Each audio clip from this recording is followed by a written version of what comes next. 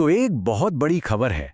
देश के सबसे बड़े और सबसे प्रतिष्ठित संस्थानों में से एक यानी भारतीय reserve bank RBI office attendant के पद के लिए एक जबरदस्त भर्ती लेकर आया है।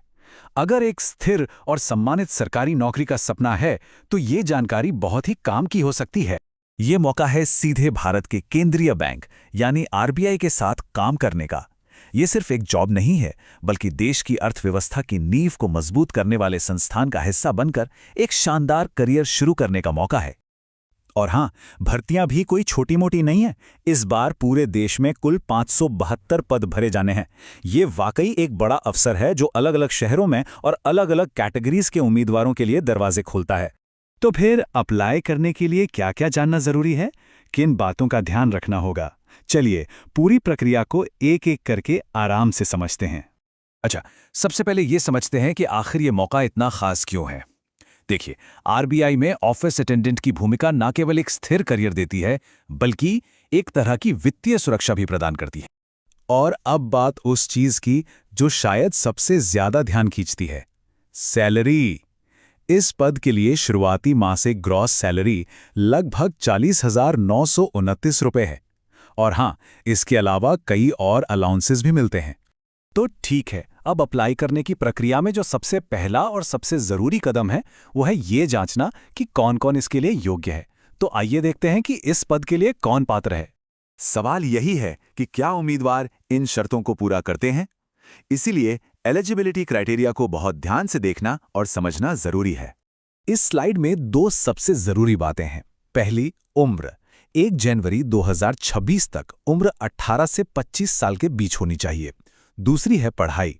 इसके लिए 10वीं पास होना जरूरी है। लेकिन सबसे ज्यादा ध्यान देने वाली बात यह है कि उम्मीदवार ग्रेजुएट नहीं होना चाहिए। जी हां, ग्रेजुएट्स इसके लिए एलिजिबल नहीं हैं। ये एक बहुत ही महत्वपूर्ण शर्त है।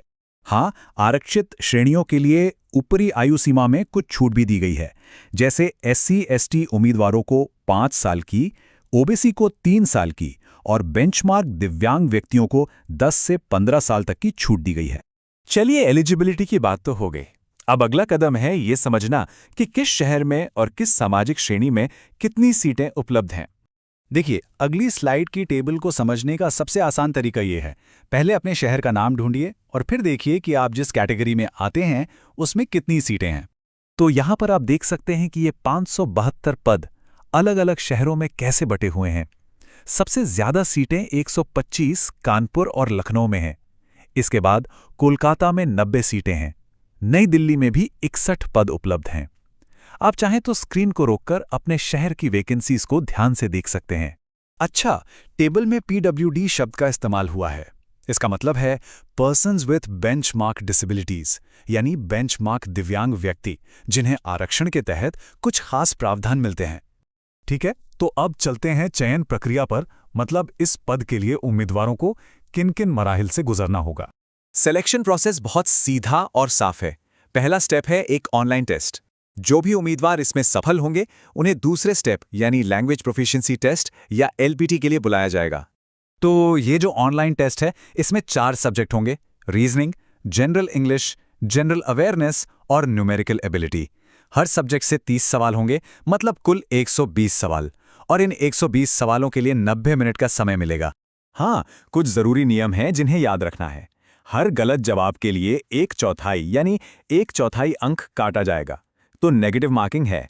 LPT पास करना तो जरूरी है, लेकिन ये सिर्फ क्वालिफाइंग है, इसके नंबर नहीं जुड़ेंगे। फाइनल सिलेक्शन पूरी तरह से ऑनलाइन टेस्ट में मिले स्कोर के आधार पर ही होगा। तो अब तक हमने सारी जरूरी बातें समझ लीं। अब हम आते हैं इस पूरी जानकारी के सबसे अहम हिस्से पर, अप्लाई कैसे करना है। ये तारीखें बहुत बहुत जरूरी हैं, इन्हें कहीं नोट कर लें। एप्लीकेशन 15 जनवरी 2026 से शुरू होंगी और 4 फरवरी 2026 को बंद हो जाएंगी। और जो ऑनलाइन टेस्ट है उसकी संभावित तारीखें फरवरी के आखिर में और मार्च की शुरुआत में हैं। अब अगर एप्लीकेशन फीस की बात करें तो जनरल, OBC और EWS उम्मीदवारों के लिए ये 450 रुपये प्लस 18% GST है। वहीं SC और ST और PWB उम्मीदवारों के लिए सिर्फ 50 रुपये प्लस GST का सूचना शुल्क है। अप्लाई करने की प्रक्रिया पूरी तरह से ऑनलाइन है। आरबीआई की वेबसाइट पर जाकर भर्ती के लिंक पर क्लिक करना है। फिर बेसिक डिटेल्स से रजिस्ट्रेशन करना है, फॉर्म भरना है, अपने डॉक्यूमेंट्स अपलोड करने हैं और आखिर में फीस देकर एप्लीकेशन सबमिट कर देनी है। तो इस भर्ती से जुड़ी सारी जरूरी जानकारी अब सामने है। अब फैसला ये करना है कि क्या ये अवसर करियर की लक्ष्यों से मेल खाता है, क्योंकि सही समय पर सही कदम उठाना ही अक्सर सफलता की कुंजी बन जाता है।